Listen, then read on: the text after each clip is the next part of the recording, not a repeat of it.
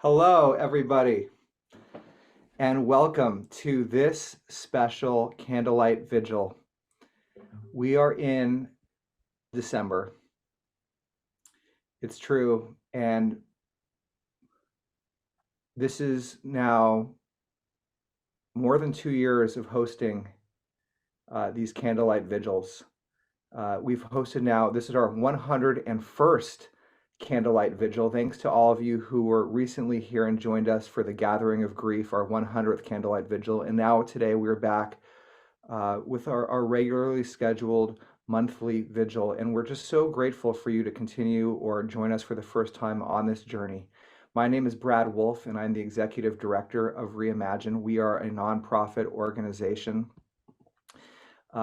focused on this mission that you see here. We want to help people of all backgrounds face loss, adversity, and mortality to create a more compassionate world. And in some ways, I feel like those statements don't feel related, facing loss and adversity and mortality and creating a more compassionate world.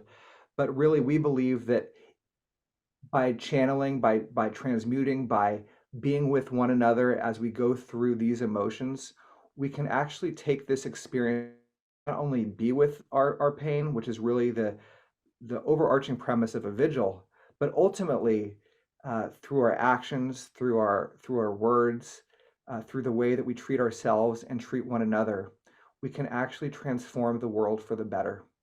And for us, that means, when we think about these painful terms, death and grief and pain, loss, injustice, isolation, and suffering, we see those things as very connected to love, to equality, to growth, to community, and to service, meaning that there is an inextricable link, rather, between our pain and our well-being, because life is full of all of this stuff, and unless we can hold space for all of it, we're not really living our full human experience. So today at this vigil, we are here to really embrace all of it, this entire human journey, and to do so with honor and with love and dignity and compassion for one another who are joining this space. Another accessible, free space. We don't want to turn anyone away from a space like this. And our vision really as an organization is that everyone would have access to free and accessible community support through all the hard parts of life. And so with that, let's do things a little differently here. And that would mean we're virtual. And as you see, there is a candle present. I would invite everyone to grab your own candle wherever you are right now. This is the perfect time to go grab that candle and a match. We're going to light these candles together as part of the honor ceremony. I see some head starts out in my Zoom window, but that's fabulous. We're going to light them all collectively soon. And even if you don't have a candle, you are right at home here. In fact, as you see on the screen, you have a lot of options. Camera on or off, but we love it on. We're going to be muted, but there'll be a chance for everyone to share their voice at the very end as a collective. And the chat, I want to just draw your attention briefly to the chat. We've all been on Zoom. Please introduce yourself and say where you're calling in from, or zooming in from, rather, or vigiling in from, if you will, and what your hope is for this evening. Do you have any hopes about this experience as you show up here in this space and start to ground into what we're doing together? And if you want closed captioning, the words scrolling across the screen to maybe help you process more readily, there's a button for that as well. So with that in mind, just want to set the container for us right now. What kind of space is this? Now, over the last couple months, with all that we've seen happen in the world, with the division that exists, we are reminded of again and again, we developed, we developed this set of principles about the kind of space we want to create for one another. Just to emphasize, really what we're signing on to together and what we envision co-creating with you. First of all, we see this space as a grieving space. That means despite our varied backgrounds and beliefs, and in fact, because of our varied backgrounds and beliefs, we can unite together in sorrow. This is a compassionate space. Our compasses and our single collective compass points toward mourning, loss, and widening our hearts with love. Also, this is a brave space, and this one I feel particularly strongly about because it is each of you, by being here this evening, has shown bravery. In a time where fear is rampant, simply showing up with and for others from diverse walks of life, that is an act of courage. So thank you. We also want to acknowledge this is an imperfect space. We acknowledge our limitations. We approach with humility, knowing that our words this evening might fall short. We also want to make sure we share what kind of space this is not. This is really a way for people to opt in or opt out of what we're doing together. So everyone that's opting in is aligned with what we're sharing here. Because this is not a blaming space. Today is simply about being with ourselves and others amidst what's hard. This is not a political space. While every action and inaction can be viewed through the lens of politics, our intention here is to step beyond those boundaries and to be apolitical. This is not a religious space. While religion provides solace for so many of us, our gathering remains neutral, respecting all faiths and people of no faith. And finally, this is not a solution space. Everyone is looking for solutions, and we are too. But for tonight, our gathering is about bearing witness to our collective pain and not seeking immediate remedies. So thank you for letting me share these principles with everybody here. If you feel you're in agreement with these principles, it'd be great if you wanted to just thumbs up or wave or something that just shows that you are on board with what we're doing here this evening. And if anyone doesn't feel right about these principles, then this is the time for you to opt out of this space. Thank you again for being with us. I want to share what we're going to be doing this evening. My name is Brad Wolf, and I'll be providing some music this evening. The reason I'm here with you in general, I got into this work by playing music at the bedside of my best dear friend growing up as she died from cancer, and I saw the power of creativity and music as an expression of connection. And so I have the opportunity tonight to play some background music for you. And I want to thank my colleague Dara Cosberg, who built the beautiful flower altar that you'll see on your screen occasionally that will ground us in the center of this space. Now soon we're going to be engaged in the candlelighting, and I'll invite some folks from the Reimagine community to light the candles with us and lead us through a prayer. Then we're going to be holding an exquisite conversation with Dr. Yon Pak and Suzanne Finnamore. Can't wait to share more about that as that unfolds in a couple minutes. And then our honor ceremony, where we will each have the opportunity to honor those that we hold in our hearts. Finally, a candle extinguishing. And then that's really it. This is going to take about, I guess, 80 more minutes of time together, 75 more minutes, and it's going to be a really wonderful chance to just be with what is. So thanks again. Now, I'm just grounding in here and going to grab my own candle. Let's take a second while I bring this blessing up, and why don't we all, wherever we are right now, if you have a match handy or a lighter and a candle, this is the chance for us all to light our candles.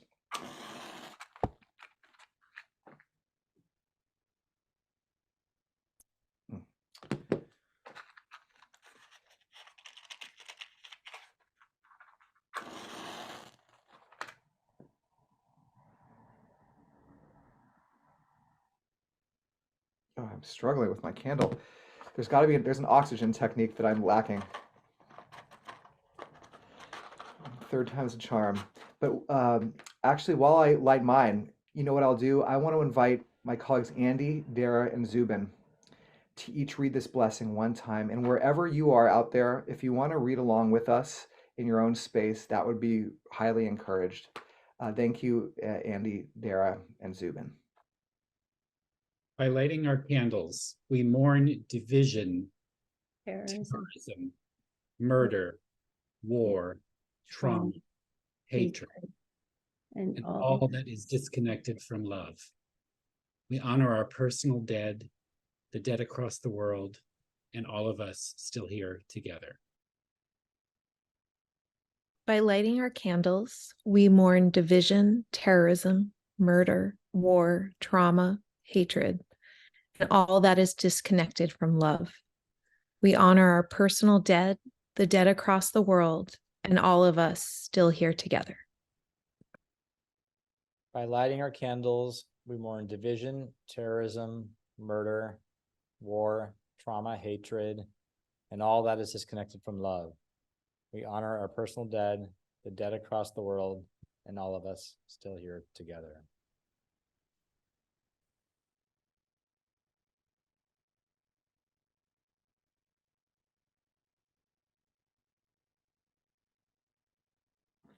Thanks. You couldn't even hear me, but you were all picking up what I was saying. I was inviting everyone to hold your candle up to the screen right now and see the faces that have unhidden themselves, and these lights that we each hold, as just a reminder that we're all here together tonight. There may be some names on the screen that we see in gallery mode. There may be folks with candles. There is even one incredible avatar-looking cartoon human. It's good to see you. That is neat. So what we'd like to do now, just for a second, in terms of sending intentions out into the world, is just find somebody else on Zoom. You can mouse over a face and you can see the name of that person. You find just one person right now. And why don't we take 30 seconds of just making eye contact across the internet and sending some positive intention. Just think of one intention to send to somebody about your hope for that person in this space tonight. And I like to share the person I'm going to find. I'm going to connect with Peter, or Peter's iPad new. So why don't we all take 30 seconds now and just think of whoever you find, some loving intention, and just stare into the eyes and soul of that person. Peter, I'm coming for you.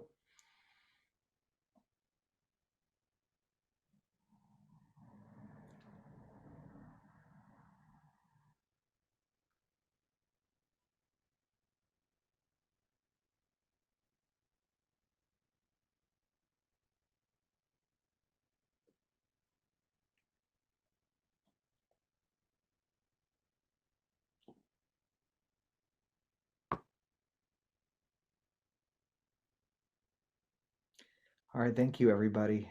Thank you for just holding space for one person. That in our current world, frankly, feels like potentially more than many people are able to find the space to hold in an entire day. And so we're just grateful for us taking that moment out of our time. And if we think about that one intention for this one person, let's just think about that message that we just shared and extend it out to all the people in our lives right now and in the entire world. And let's just take one collective breath together before we begin to amplify what was just in our hearts and in our minds. Breathe in and out.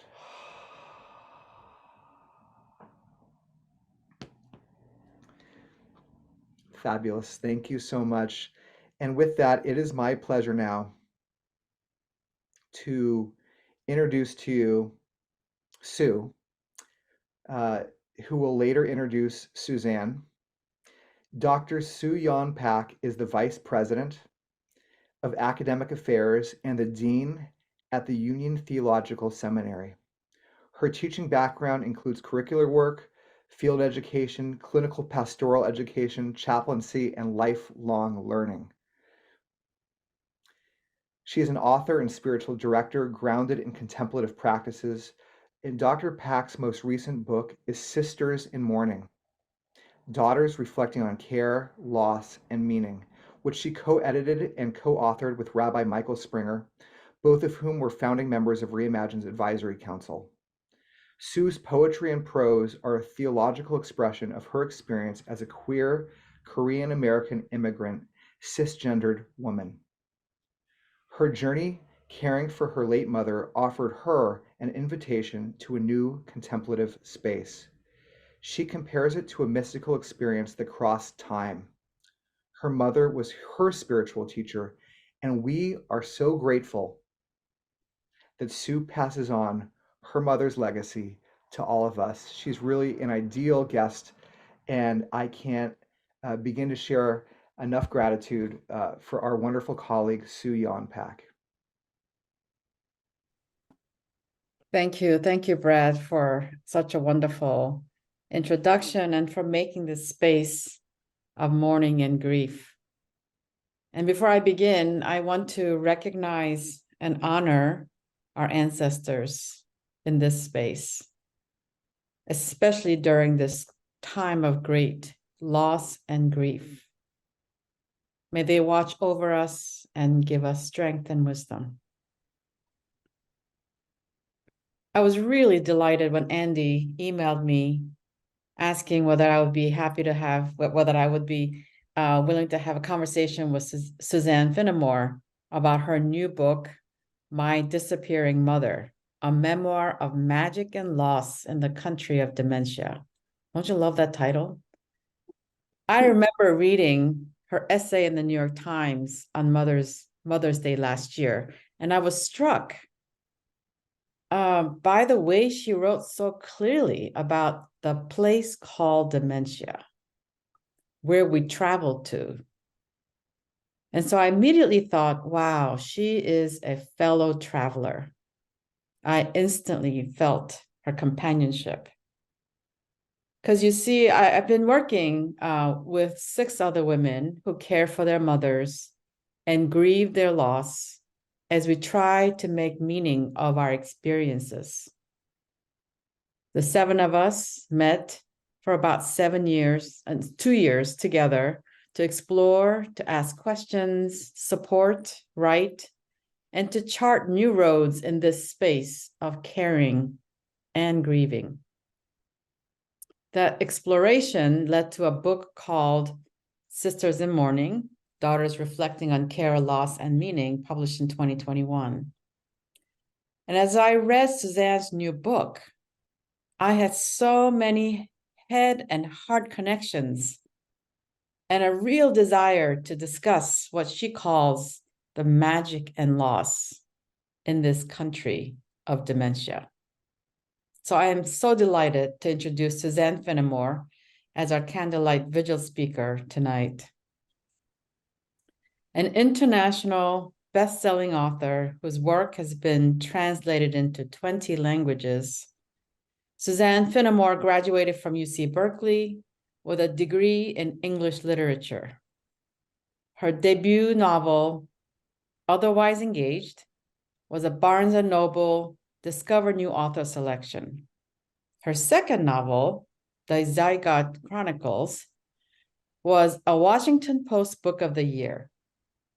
Her previous memoir, Split, a memoir of divorce, was a Library Journal Book of the Year.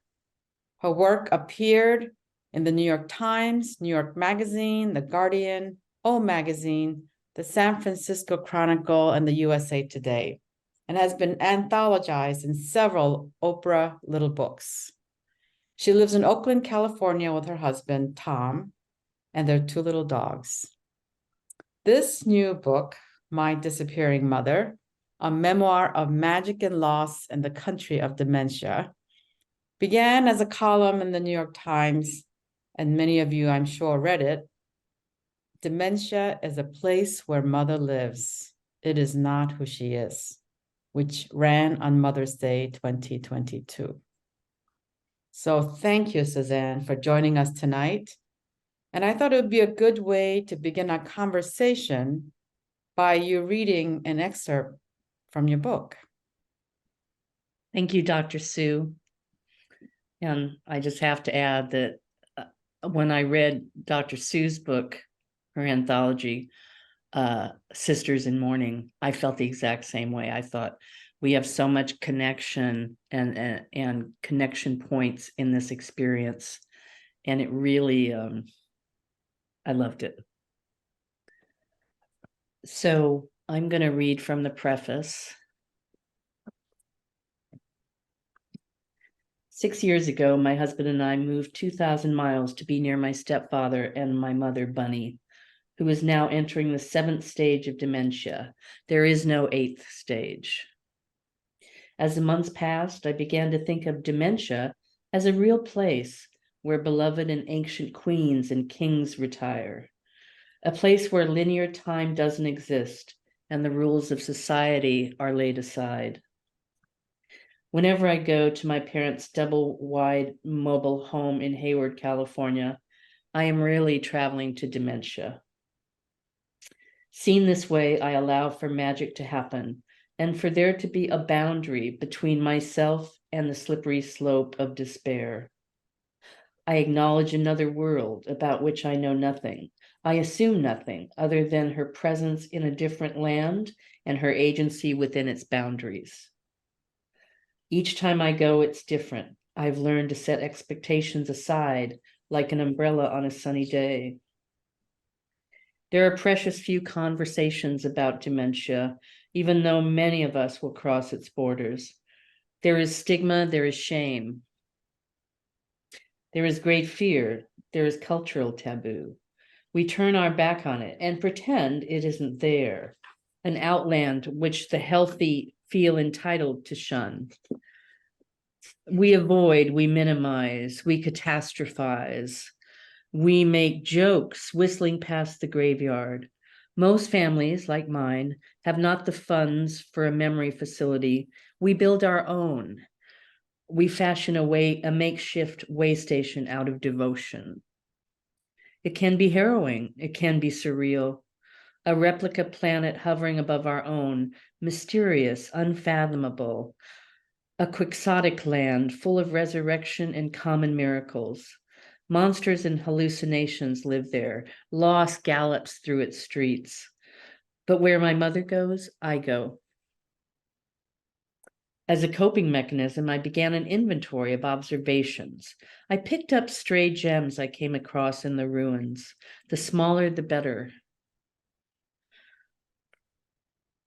I began to actively search for mortality insights, the gift we are meant to find, our reward for not turning away. As I helped my stepfather clear their house of excess, I found unexpected clues to my mother's past, to my ancestors in Puerto Rico, a fossil record of the Boricua who made me. Like all who travel, I was enriched. Years slipped by. I watched my mother dramatically decline. I grew despondent. I looked for things to read from a grieving son or daughter like myself. There weren't enough. Still Alice is lovely, but it's a novel. Elizabeth Berg wrote a brilliant memoir about her parents, as did Patty Davis. I wanted more, a roomful. As many books as there are about murder and true crime, perhaps. Dementia is a true crime, I feel. There are 55 million people suffering from it right now. Another 10 million a year will come. It deeply infects families, financially and emotionally. The needs of caregivers are massive. The isolation is crippling. I am virtually my 78-year-old stepfather's only confidant, save one or two surviving friends. There are thousands of militias out there, waging the same battle of love and duty. A courage brigade deployed by a random occurrence. The grown children, the spouses, the friends, the people surrounding the voiceless and the marginalized. A book, I thought, might be company for those tethered to their homes. It might be a tiny lifeline, a friend who understands the murky country. Many of my closest friends are books. They never sicken or tire. They ask nothing when I have nothing to give.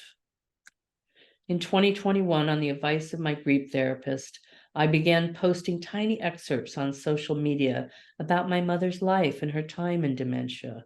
I wanted to speak on it, a broader conversation. not just about dementia, but about the rich and gorgeous generation it attempts to rub out. Almost at once, I received private messages, distant friends I hadn't heard from in years, also strangers who instantly became something more. People like me, they needed more, they said. Keep going, they said. They wanted, it seemed, what I want. I want a book that honors my Boricua ancestors and my mother's life.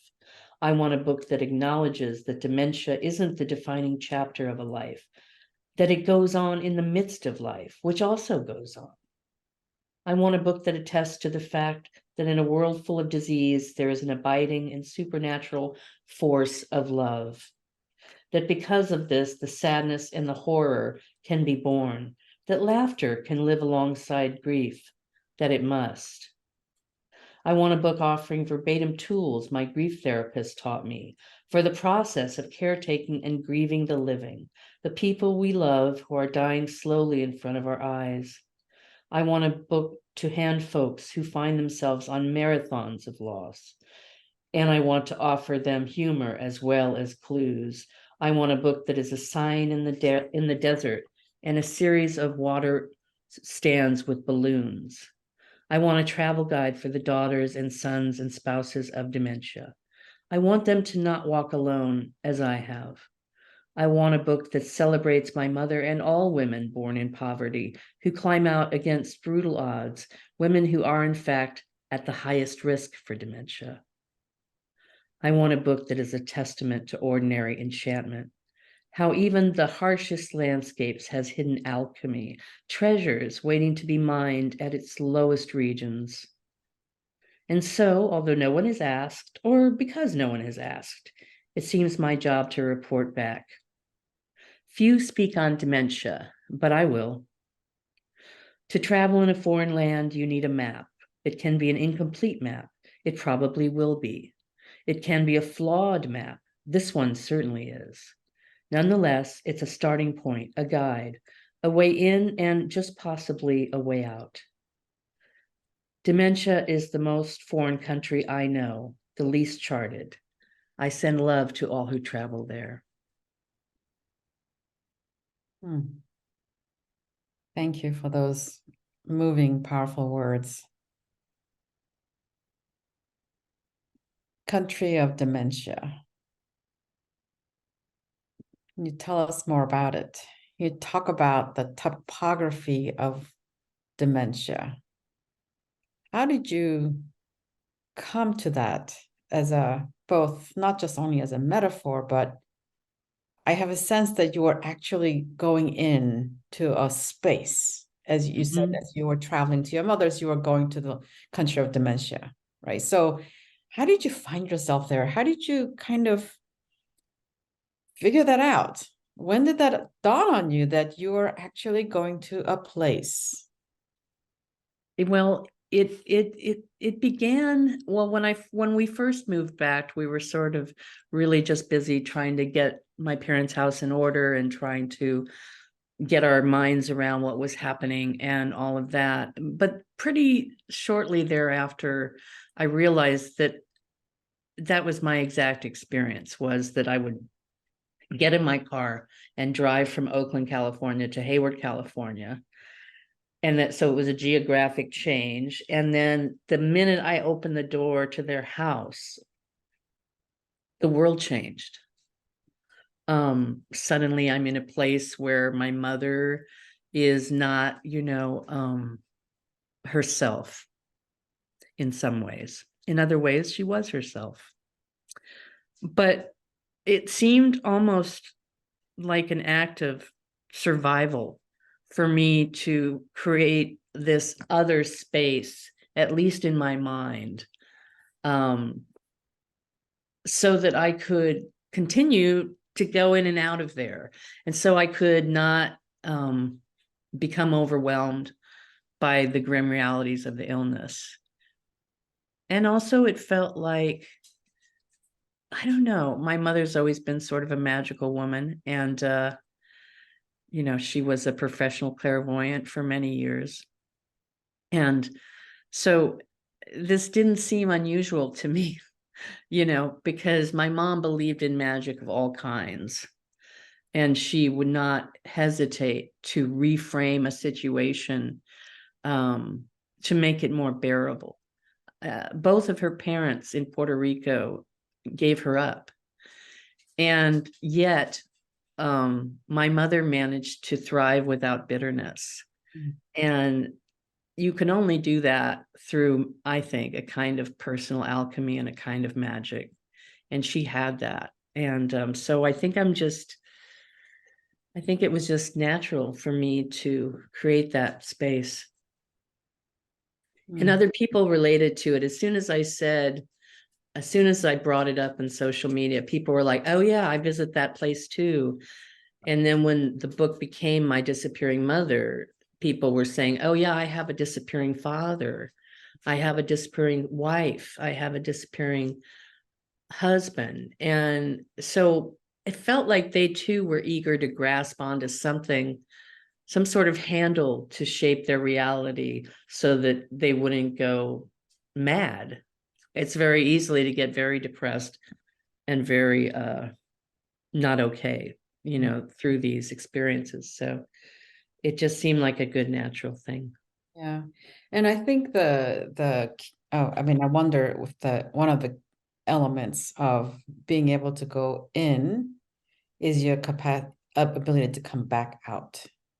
In other words, you go to the country of dementia, knowing that you're going to come back into the world of Suzanne. And the minute I left my parents' house, it was crystal clear to me that I was now in a different world. Right. So I was a different world going in, and then it was a different world that I was re-entering. Yeah, absolutely, absolutely. Right. So in your section on your mother's house, I mean, there are so many just lovely moments, and the phrasing of how you describe your experiences, just so many priceless gems, as you talked about, small gems you find in this dementia. I was finding them all throughout your book. And you write about your mother's generosity and hospitality, and you write, I think it's page 13, and I quote your words, "Those in need went there. She had many friends and admirers, all gone now. In the land of linear time, this is the survivor tax. But where she wanders, we are all reborn." Tell us more about that. Well, something that I noticed right away was that, so I would go into my mother's presence, and she'd say, "Oh, where's Richard?" which is my father, who's been dead since 1979. And I'd say, "I don't know, Mom, I guess he's fine." She goes, "Oh, that's good." So it was like it was like the land of Lazarus, where people who had been dead for many years, suddenly we were speaking of in the present tense. And I found that really healing in some strange way for me, I guess, because I lost my dad when I was 19. To hear him spoken of in the present tense was rich for me. It was good. And so yeah, there was all sorts of things like that. Like so her husband Ron would become Richard, would become her father, gone since 1955, and so there was this revolving door that was happening. And, I just decided to go with it. Because it was sort of creatively fascinating as well. Yeah, and it's just, I think when we open our hearts, as you say, you decided to go with it, and you open your heart to that place called dementia, where magic happens, right? Where people who are dead long ago are resurrected. Yeah. Where the kind of clear categories of roles and identities are all blurred and turned upside down, right? And it is infinitely fascinating.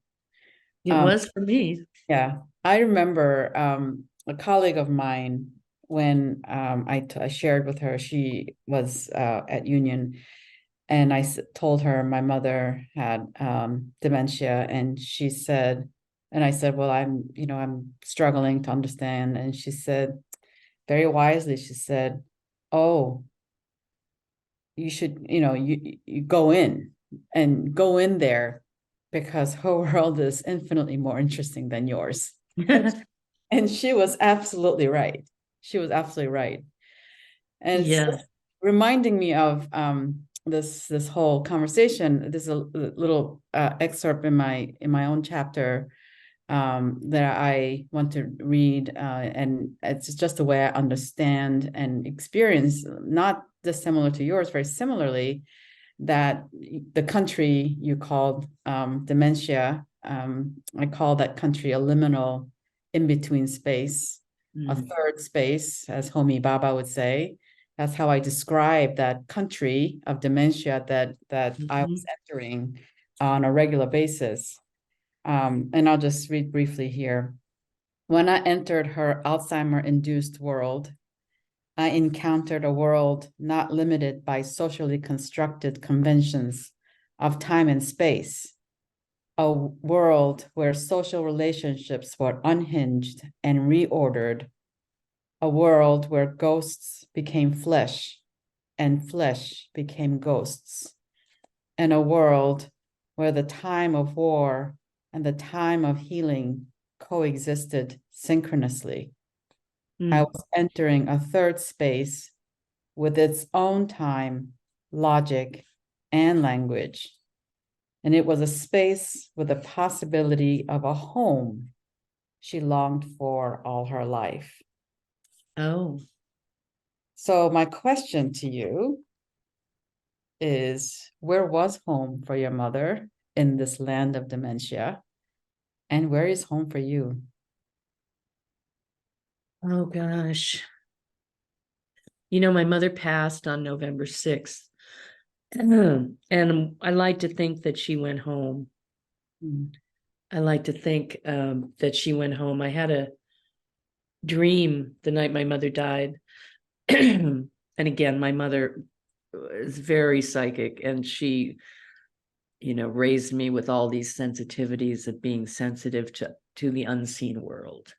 And on the night my mother died, I had a dream that she was young again, and she was wearing red, which was her favorite color. And she was on a roller coaster, and I was standing in front of it. And the roller coaster came down, and she went right by me, and she was just like, hey, and I said, Mom, I'm so proud of you, Mommy. Because that wouldn't have been something she would normally have done even when she was well, is ride a big old roller coaster. I said, Mom, I'm so proud of you. And she's just like, yeah. And then she went up on the roller coaster, and then I woke up, and that was on the night she died. So what I believe is that my mother sent me that dream to let me know that she was finally going home. And that's not my home yet, but I like to think that it will be someday. Thank you. She was an incredible woman. Oh, that's a beautiful story. What a gift. What a gift. And I had dreams like that all the time. In the last year or two of her life, I would have dreams that she was walking again, because my mother was bedridden for the last 4 years of her life. And I had dreams that she was walking again, and it was so real to me, and so I think she was traveling, for a long time before she finally went home. Yeah. Wow. Well, there's a lot of imagery about traveling. So let me read you this part from your section on air dementia. I love these titles, and I just love this imaginative way of really putting these words together, and it just evokes and touches the heart in a very deep way. Air dementia, you're right, and I quote you. My biggest fear, in fact, is being stranded on the tarmac for a long time. That's where I am with my mom. Tarmac in dementia. waiting to take off for a better place. The plane is full of people like us. There are 500,000 more idling just behind. Our numbers are legion. We wait. And while we wait, we sing songs of childhood, eyes up. You know, our society, waiting is not valued. No, it isn't. You have no time to wait because time is money. That's what they say. Never paid me any. And everything has to be done in an instant, fast, right? Yes. So what is waiting on tarmac in dementia like? How did you approach that waiting? Oh, well, I felt like, to expand the metaphor, I felt like we were waiting for her to transition, and a lot, you know, and all these other people were waiting for their loved ones to transition, and that the pilot was God. You know, I saw the pilot as God, and that in his time it would happen, and not because any of us were impatient or because my mother was impatient. It just, you know, as they say, we know not the hour, and we don't get to know how things turn out or how they're going to turn out. And the waiting, to be honest, was really hard for the first 3 years, and then I stopped waiting. I stopped waiting for my mother to die. I don't know how it happened. I just stopped waiting. I just was no longer, that was no longer my focal point of like, well, when this happens, everyone will be okay again and she'll be out of this suffering. And I think it just happened organically. You can only wait for something for so long before you grow bored with the waiting itself, you know, and I stopped waiting. And it didn't, I hasten to add that it did not speed anything up, but it helped me. Yeah. And to kind of continue to play on this traveling metaphor that you have here. And you know, it's true, every time we travel to any place, particularly a foreign place, we are deeply changed by that experience, right? And you talk about traveling back and forth to Country of Dementia, which is the most foreign place you say. Yeah, right? it is. So can you talk about how you were changed, perhaps transformed by your travel to the country called Dementia? You know, you say, you know, you ask in your book, and I quote you, "What will I need to pack myself out of this country when this is over?" What did you pack on your way in and out of dementia? Well, on the way in, I packed a lot of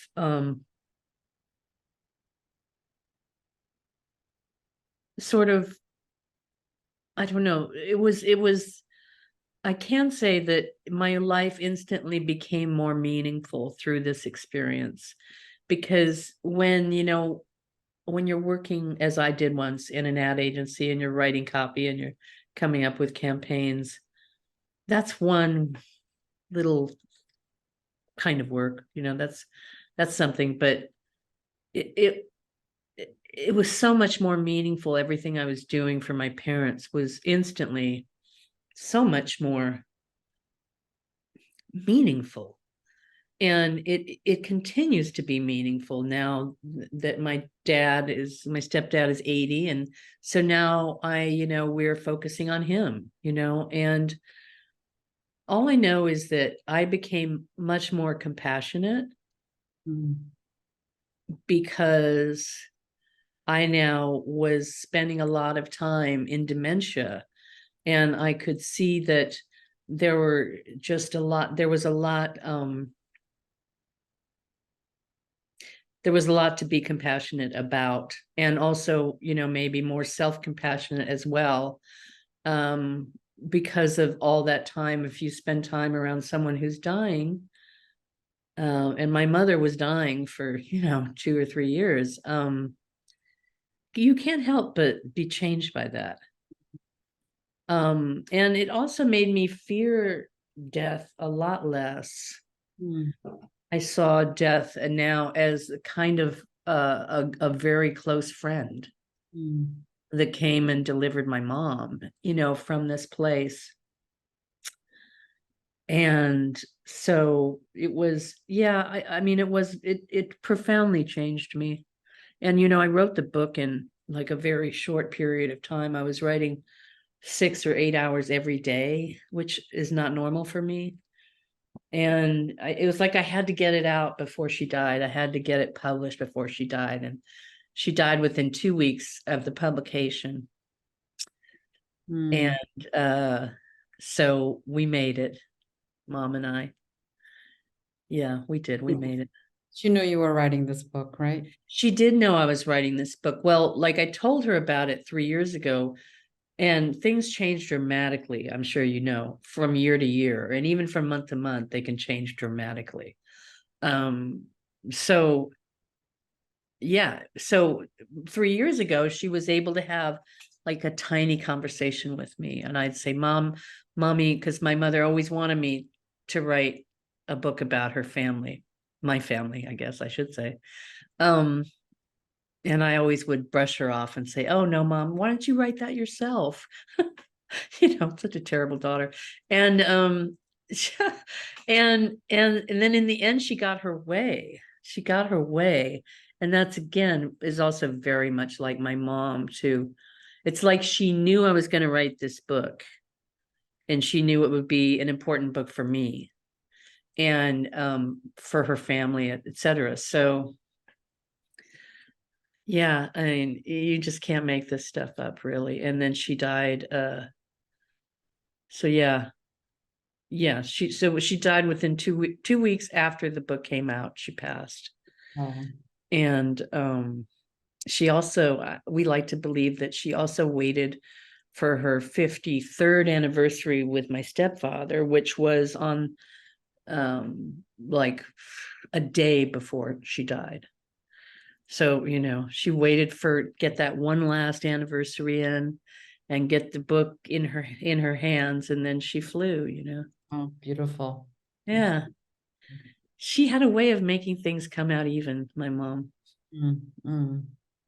Yeah. I love this piece that that's this line that sometimes you kind of have throwaway lines that I like. This is a gem. My time in dementia had rubbed off on my regular life, you right? It has thinned the veil between the worlds. I resolved to keep my eyes open for more portals. Yes, it thinned. Like if you spend a lot of time with someone who's dying, the veil between the worlds will thin for you as well. And in my mother's family, they never called it death. They always called it the other side. And, in Puerto Rico, the veil between the worlds is so thin that there might as well be no veil at all. Really, they have very deep spiritual beliefs around these things. And my mother did as well. So yeah, it just happened that way. And I remember I was going to dinner. I didn't like to go away for too long. So my very best friend lives in Chico, so it's a 2-hour drive. So I would sometimes go up there for an overnight. And she and I were going out to dinner. And suddenly I had this feel, and I could smell the jasmine. There was a smell of jasmine. And we were kind of dressed up. We were wearing heels, and we were clacking along the sidewalk. And suddenly it was like I was back in school with her, as though no time had passed. And it was beautiful, and it was so real, that this happened in that moment. And so I have a lot to credit it for. So, I mean, we shared that your mother passed away exactly 1 month today, November 6th, right? Yeah. Yeah. I can guess sense so. your mother here with us as we have this conversation. And that sort of brings us to a different stage of our relationship to our mother. Before, alive, caring, now Mm-hmm. in another world, or as Koreans would say, other world, not this Other world, world, other world. Yeah. right? Yeah. And so as perhaps my last question for you, as I explore this with you, is in this post passing of your mother, we have a very different way of working with our grief. And I just want to kind of put this idea. Just last week, my good friend Christine Chong has shared this work of Bio Akomolafe, and he writes on grief. And I found it to be very, very instructive. He asks us to, and this, like, you'll really kind of identify with this. He asks us to see grief as a place, as a liminal territory. And he writes, and let me quote him: instead of seeing grief as something to nullify, to get rid of, to contain, to pathologize, or to productivize, we touch grief as a liminal territory and invite you to sit there with us. Yes, grief is how loss travels. It is the choreography of loss in its world navigating, world upsetting circuits, unquote. That's lovely. It's just beautiful the way he puts it. So given our both our understanding of dementia as a place, understanding grief as a place made a whole lot of sense to me. I love it. How might we, you, I, travel to this place called grief? Gosh, that's an excellent question. I think for me, it's by stepping away from all of the distractions and creating rituals, small rituals of remembering and rituals of honoring, and by just being with it, just to be with the grief instead of to push it away or to say, well, I'm going to do that later when it's more convenient. To try to just try to be with it instead of making it like the enemy, because it's not the enemy. I mean, it's proof of love, I mean, Exactly. yeah, it is. It's the residue of devotion. Mm-hmm. Mm-hmm. Yeah. Yeah. And that's something I sit with too. It's like, what do I take on my way to grief? Call a place. What do I leave behind? How am I when I'm there in this land called grief? And how do we hold each other? How do we come together? How do we let ourselves fall apart? Grieve until we fall apart, which Yes. I know you That and sounds I. glorious, actually, to me. I know maybe I'm strange, but that does sound glorious to me. I did cry when my mother died, but for me, grieving is also latching on to whatever will help us release the tears. And you never know what that'll be. It could be a song, it could be a photo, it could be something completely random. And the first time I cried after my mom died, because my husband he wanted to change our medical insurance to a high deductible instead of a low deductible. And the thought of it and we have 3 kids. So, the thought of having to somehow send our kids $1,000 for a deductible, that would normally be $20 was just sending me into a really I had a reaction that was way out of proportion to the event. And I ended up sobbing, and I was like in a fetal position on my bed. And all I could say was, don't make me change anything. Don't make me change anything. You know, and I thought I was doing really well, you know, but that just, I just, you know, and because my husband's a wonderful man, he let me get my way. But he said, next year we have to change. I said, okay, that's a deal. Okay. Hey, you too. I want to pop back in if I might. It's Brad Hop here. on in. I'm hopping. Hop What, in. first of all, just to say, what an incredible conversation. Sue, your questions, I don't know, they are just next level questions and just so thoughtful and poetic, really. And this idea of grief as a place is, it really struck me.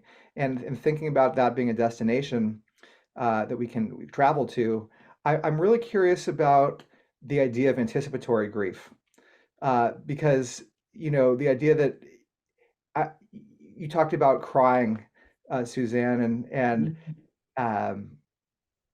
you had this whole incredible gift that you were able to finish this book before you know, and have it released or published before your mom died. And that's during the process of writing, how much grief were you in? I was in a lot of grief. And to me, the anticipatory grief is the hardest aspect, because as I wrote about it, I said, I don't know how to grieve the living. Who does? You know, and I talked to I have had like 3 grief therapists. I get to one, then I'm like, I need to go deeper. And then I went to somebody else, then I said, I need to go deeper.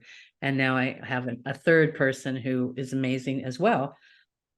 But my first therapist said that, I said to her, I said, it's like a dust storm. It's like it's like, you know, the anticipatory grief. It just sort of, I could feel it like almost on my clothes when I left my parents' house, you know, that there was just some stuff I could not process. I could not process it. I don't know why I thought I'd be able to, but you know, because she's still there. She's still there. You know, how can you grieve someone who's still there? Well, it's not easy. And I don't think I ever figured that out, but I did compare it to like a dust storm. And then, you know, being covered with little particles of grief. And it's a dust storm only over my head. Oh, I mean, it's over other people's head too, but you know, it's my personal dust storm that happens every time I leave my parents' house. And so yeah, I mean, it took a lot of therapy. It took a lot of therapy to even find any words for it. But I think that because I had wonderful therapists, grief therapists, specifically grief therapists, and you know, Buddhist grief therapists as well, that they really helped to tease it out of me. And we would talk about that, and you know, we'd come to some conclusions, and then we'd talk about it again, and there was never any magic bullet, but it's the strangest thing. And you know, I guess it's like having phantom limb pains of where your arm is gone, but you are still feeling your arm, and you're like, what's going on, you know? And it's like the reality isn't matching up to your feelings anymore. You know, you're just, you know, you're all over the place. I mean, you know, it's your mom. Yeah. But also, I guess I'm just taken by the love that you were channeling that entire time through your writing. And so, you know, I'll maybe mention it in a little bit when we at the end of the event, but it just really speaks in my mind to this idea of kind of transmute, you know, if you were seeing that as if that was a channel for you, and I wonder what kind of grief you'd be in if you didn't have the book. Exactly. I mean, I was maniacally writing the book. It was another place I could go. So I would be at home, then I'd go to dementia, and then I'd come home, and then I would go into the book. you know, so that was another place I could go. It was a place to put all my feelings, you know. It made a home for the feelings that I couldn't process.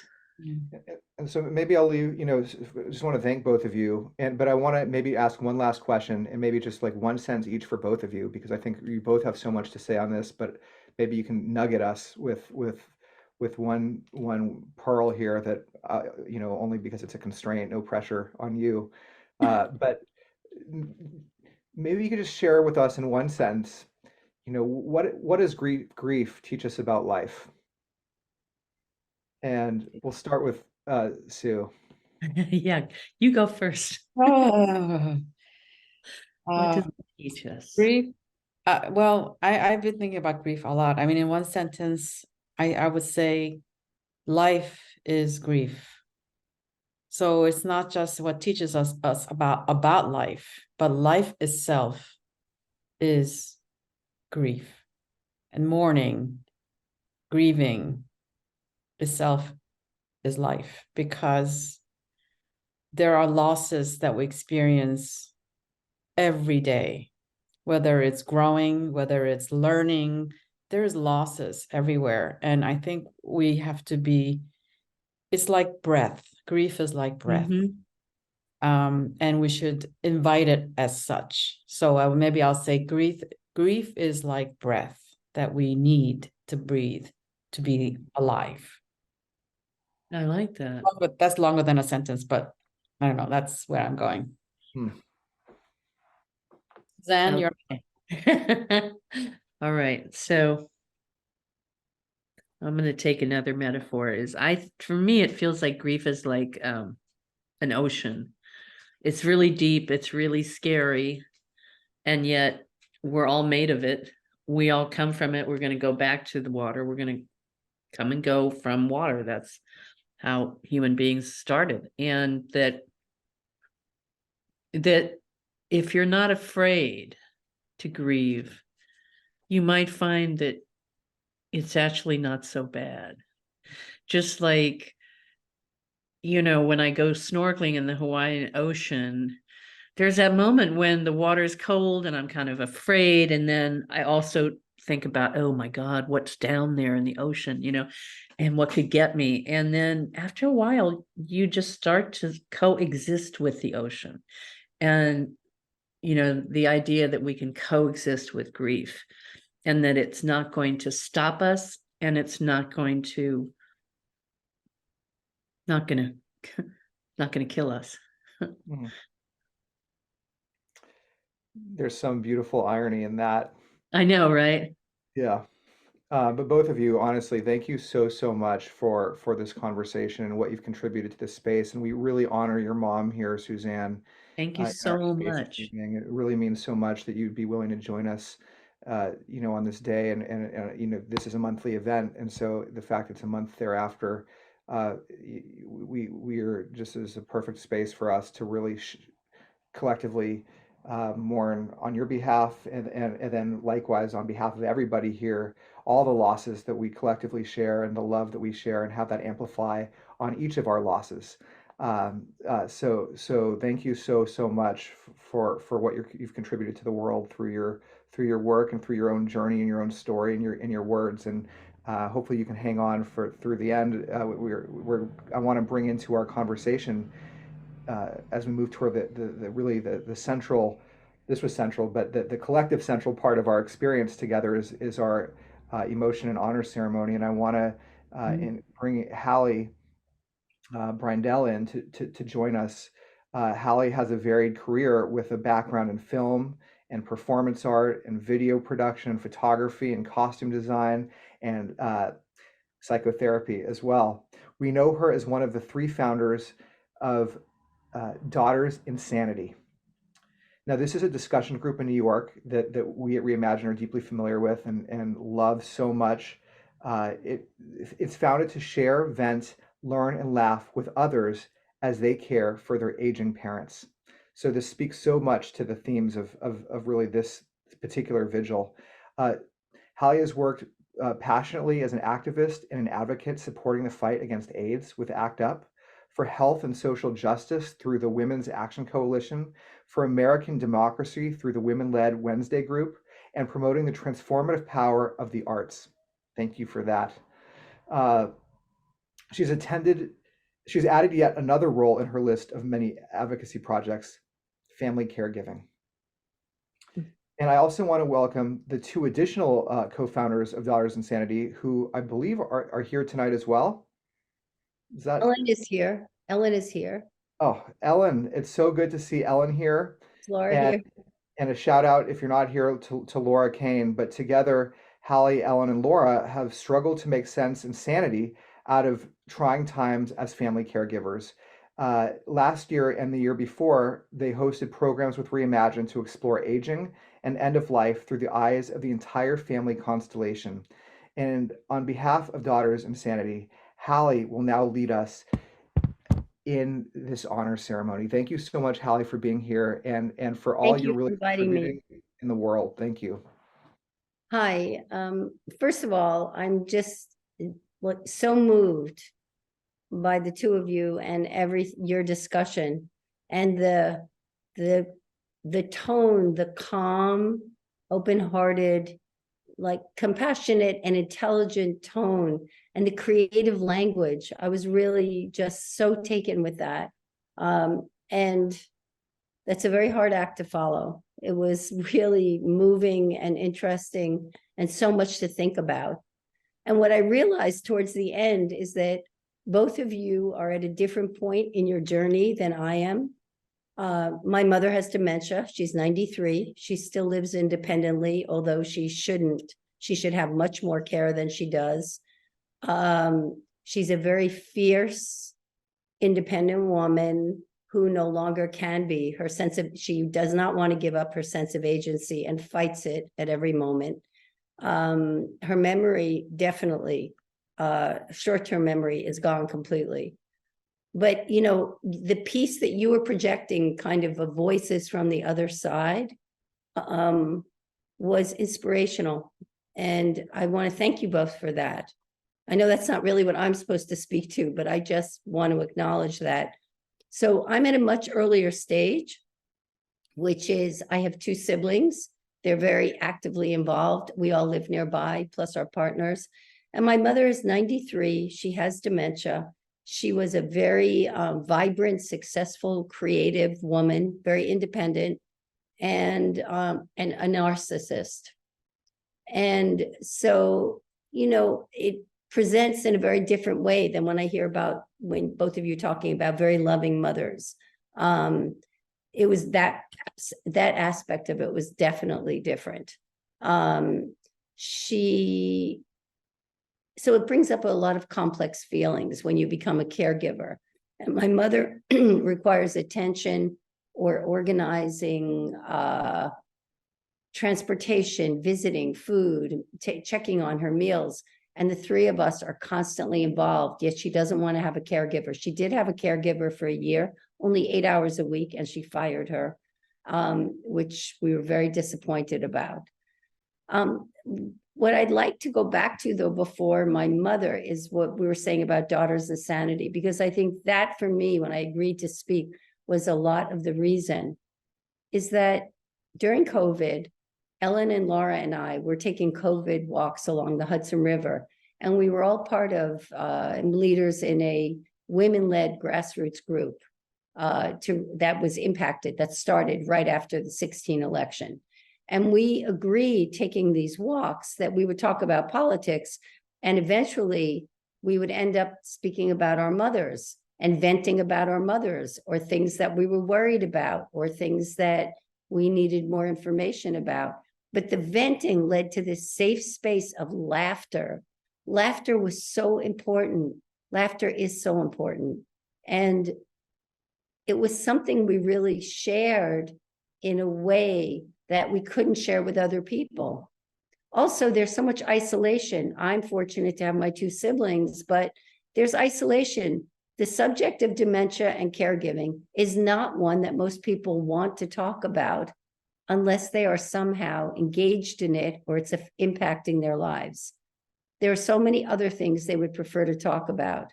and that they would prefer to be doing.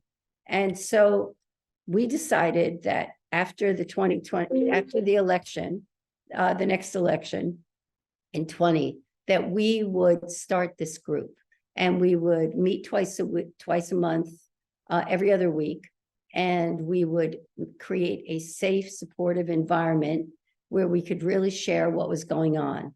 And in addition to that, we could share articles and books and movies. And on the alternate weeks, we would have, once a month, we would have experts come and speak to us, either from the science community, the medical community, authors, filmmakers, creatives, and people doing research. And it's really been an incredible experience, because for me, and I think that Laura and Ellen would agree, that even though each of our mothers are at different stages, it's been really the support and finding community that I would share with everyone, that wherever you find it, no matter who it's with, as soon as you're three of you, you're a group and you have a community and you just build on that, you know, and you share so many other things. It's led to us sharing other things in our lives as well. So my mother, the other things what did I want to say about her? Yeah, had kind of what it's like to be a caregiver when you are yourself at a point of being a senior and you have your own family and you have your own children and you have the things you want to do. And then, of course, it's looking towards the future. You know, it's the sense of, you're talking about grief and loss, but it's the past and the future, that sense of loss. It's the past for what never was and can't be, because of who my mother was and the kind of parent. And it's also the future, not just as she is becoming more diminished, but what I want for myself, what I want for my family, how I really do engage with my kids, they're in their 20s, about what we are doing and what's going on. They're very aware. And because I want to engage them in conversations also about what they would like and what we would like as we age.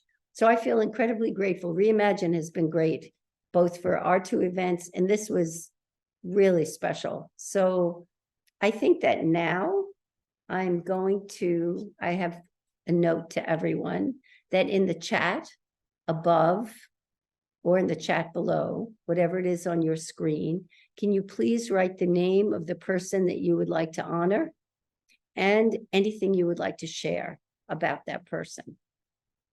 Thank you.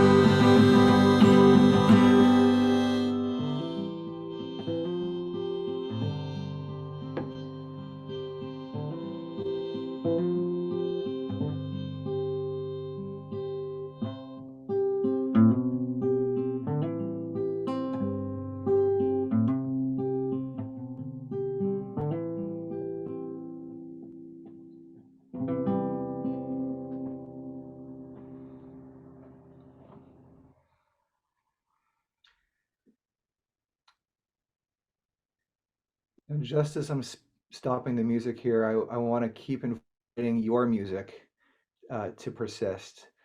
These beautiful shares in the chat. Thank you so much for all of you, to all of you, for opening your hearts and sharing the names and the reasons for us being together today. And thank you so much to Hallie for such a really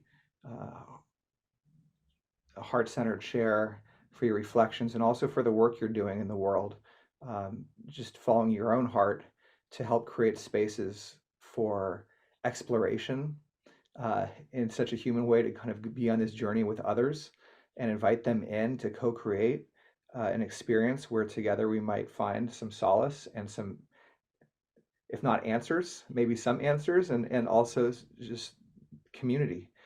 In the last vigil we were at, we asked, well, what is the purpose of some of this stuff of being together? And the rabbi, who was the rabbi that helped support the Tree of Life shooting in Pittsburgh, he said, the point of community is community. And I thought that was really, really a powerful idea, that just being here, this is the point of this. And I'm also struck by that idea that was shared about breathing, about Sue, that you shared, and life is, if life is grief, and that made me think, oh wow, it's true, because every moment is ending, and the only way we would feel that grief for each moment ending is to feel the love of each moment as it passes. And so how much presence would we need to be able to really experience that amount of love in each moment? I don't know. So that's just a thought and consideration that came up to me, and I hope all of us here are able to really lean into this moment, or these moments together, and kind of feel some of that love, and then also some of the grief for it being over. But we'll move on to the next moment and the next moment, and we'll know that together we've at least had this chance here to be with one another, and to process, and to share, and to grieve. So thank you everybody for co-creating this space with us this evening at Reimagine, and reimagining what life can be with a bunch of strangers on the internet. I want to pull back up some slides here and round out this program. I know we all have our candles lit still, and this is the perfect time to invite up 3 more. Or who am I inviting up here? Oh, well, I get to invite you back. Our featured guests, I want to invite you each back here, Hallie, Sue, and Suzanne, to each read this candle extinguishing blessing. If you have a candle lit, we invite you to, at the end of these 3 blessings, I'll count down from 3, and we'll, at the same time, with a collective breath, we'll release this light into the world. If you don't have a candle, feel free to just breathe with us. And finally, if you want to keep your candle lit, I don't want anyone to feel pressure to blow out your candle. There are traditions and also feelings in our heart that maybe you want to keep your candle lit until a future point. So that is all okay with us. And with that, Hallie. By extinguishing our candles, we release light into our world to keep alive hope and the memories of those we honor today and tomorrow, and for the rest of our lives. By extinguishing our candles, we release light into our world to keep alive hope and the memories of those we honor today and tomorrow, and for the rest of our lives. By extinguishing our candles, we release light into our world to keep alive hope and the memories of those we honor today and tomorrow, and for the rest of our lives. 3, 2, 1.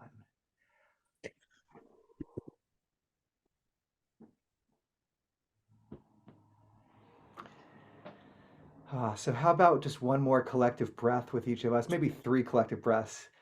In together and out. and in and out. Let's feel that we're alive on this third one. In and out.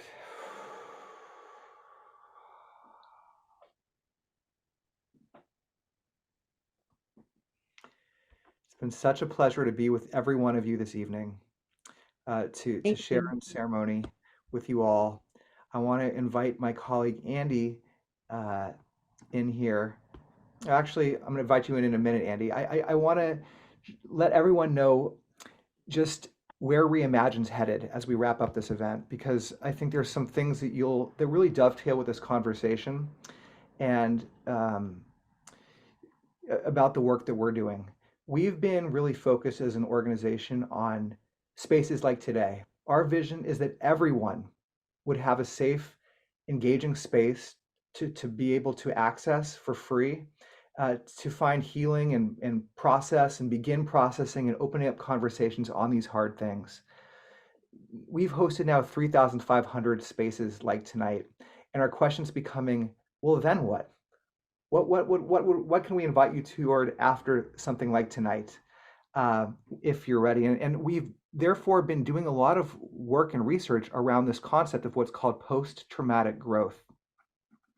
And that's this idea, and I'm highlighting this today because Suzanne's work is so much around narrative, or isn't narrative. It's how might we use our own narratives to transform our own lives and those of other people in the world. And post-traumatic growth is a phenomenon whereby some people flourish out of what's hard, and narrative is what helps us do that. It's first knowing that growth is possible by building emotional regulation, and then being able to share our stories in spaces, in writing, in words, however we want to share, in art, and then ultimately creating a new narrative for ourselves. What are our new hopes and dreams for our own lives, in spite of, but maybe more so because of, whatever we've been facing? And then ultimately, can we engage in acts of service or creativity or positive actions in the world? And if we do these things, if we just take these actions, we end up healing ourselves and others, because they lead to these acts of service. And when I say service, I don't mean necessarily just volunteering. I mean telling somebody I love you. I mean also just self-care, maybe repairing a broken relationship, diving deeply into your own spirituality, or savoring each moment. These are acts of service in the world. So what if we could all transform and transmute our pain into these things? And so with that in mind, Reimagine, because we've seen the perils of social media, that these are the narratives that we're consuming in our world right now, and we're tired, and really, frankly, we don't believe it's really helping. Instead, we're putting all this in our minds that's bringing the grief forth, but without really a way forward. And so we are working to rewire social media from the ground up to create a healthy platform for healing and growth and narratives around post-traumatic growth. And if you're interested in participating in early trials of this, we're just today kicked off a series on that platform, a very early trial called Transforming Collective Grief into Acts of Love. If you're interested in this transmuting process, if you want to just put your name and email in the chat, we can take a list, and at some point in the next couple of months, we'll be able to reach back and tell you, as this work we're doing around post-traumatic growth gets to a place where we can invite you to join us and co-create this journey with us. Because the outcomes that we're talking about when we say post-traumatic growth, and we talk about in our mission to Reimagine living fully, this is what we mean.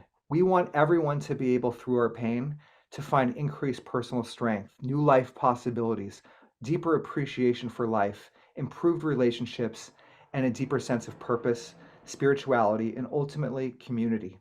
And so that's what we're working on together, and we want to work on it with you. And we thank you in advance for your help and feedback and participation over the next few months in helping us launch this new offering at Reimagine. Now, Andy, I'd like for you to join us. Andy is the man behind the scenes here who helped organize this evening's event. Thank you so much, Andy, for bringing such amazing contributors and presenters into our midst. My pleasure. I want to let folks know that we have a few more Reimagine produced events for the remainder of the year. Our next monthly COVID grief gathering is on December 12th. This is a welcoming drop-in space for all those experiencing specific losses as a result of the pandemic. Our guest facilitator is Michael Shannon, who is a chaplain, grief counselor, and theater artist. The COVID grief gathering takes place on the second Tuesday of the month. We also have Room for Grief on December 21st. Reimagine collaborator Magda Sengwan Peng will facilitate a special Room for Grief for the winter holidays. Magda is a deaf doula, artist, contemplative care practitioner. Room for Grief takes place every third Thursday of the month, and we hold space for those mourning all kinds of loss using art, creativity, and prompts. Finally, please register for our first vigil of 2024. It's taking place on January 10th. Our special guests include Pixie Lighthorse, who is the author of the new book, The Wound Makes the Medicine, and Elizabeth Johnson, who is the co-founder of the Peaceful Presence Project. Thank you so much, Andy. And you can see that there are so many programs that we're hosting at Reimagine, and many of them are hosted by people like yourselves. So anyone really in our community who is here this evening, or anyone you know, you can host your own event at letsreimagine.org for your own community or for the global community, and we will amplify that event and work with you to make it available for folks of all different backgrounds, and also help you plan it to some degree. So feel free to reach out to us. And just to wrap up and say that, we've seen so many types of loss in these spaces. We started out just focusing on death of a loved one, but these spaces aren't just end up being about death. They become about, like tonight, declining health, dementia, a diagnosis. This is on the shoulders or in the backdrop, or amidst mass trauma that we're all experiencing in the world. And then in our own lives, so many of us are facing losses in our careers and financial challenges and what ifs. And then there's dignity of discrimination from prejudice and identity loss, and so many losses pile up. But the question we want to work with you all on tonight is just to reiterate this: how might we both heal ourselves and the world simultaneously? And I think this idea about what it means to journey toward grief and find that as a destination, well, let's all go there together and co-create a better world for all of us. So that's what we're excited about, and we're going to do it together with you. I want to offer a special thanks to Suzanne. Wrote a little poem while you were reading and in conversation this evening about honoring your mom. These are little 5-line poems, 3 syllables each. Your mom gave us a gift. You are the gift. Your words, a heart's bow. And then I want to thank Sue, Reimagine's entire staff that's here, Zubin and Dara, who made the beautiful altar this evening, Nicole and Chris, and Andy, of course. Thank you all. And thanks to every one of you who showed up. Thank you. Every month, sad but glad, to mourn, grieve, grow, and love together. I'd be remiss if I didn't mention, as we wrap up here, that this is Reimagine's end of the year campaign to make this all work. We are on it right now, a double your contribution campaign. We're on our way to trying to raise $500,000 to keep these free spaces going, to help people have access to these, and also to build that new platform we're talking about. We host over 600 events a year. And so your contributions are really, really helpful, and is really what powers the whole thing. So someone could put the donate link in the chat would be so amazing. And just thanks in advance. But really, by just showing up is what the thanks is really for, because we wouldn't even be doing this at all if it weren't for you participating. I know we're at the last time here. I want to just turn quickly back to Sue. Sue, any last reflection from you? Oh, last reflection. I'm just delighted to be here with you all and to open up channels of conversation. I was reading in the chat of how many of you are in caring and for people with dementia. And so thank you all. And as Suzanne says in her book, has become a travel guide, and I encourage you to use it for your travels. And again, thank you to Ellen as well and Hallie. Thank you so much for Daughters Insanity, and please check out their work as well, so you can find spaces around that specific topic that are really beautiful and helpful if you want to have conversations about aging parents and being in community. It's a pleasure to have both of you here this evening. And then the last thing we'll do, as we say and sign off, as we know, there's only one word that sounds good on Zoom to say in unison off mute, where we all hear each other. It's, we try to sing happy birthday as a team and it always sounds horrible for some reason, but I know for some reason the word love sounds good. So if we all just say the word love like 10 times together in a row, you can even sing it. I know it's going to sound good. I know it in my heart. So let's just leave each other with one giant cacophony of love, love, love, love. 3, 2, unmute yourselves for some love. Love, love, Love. love, Love. love, love, Love. love, love, Love. love, love, Love. love, Love. Love.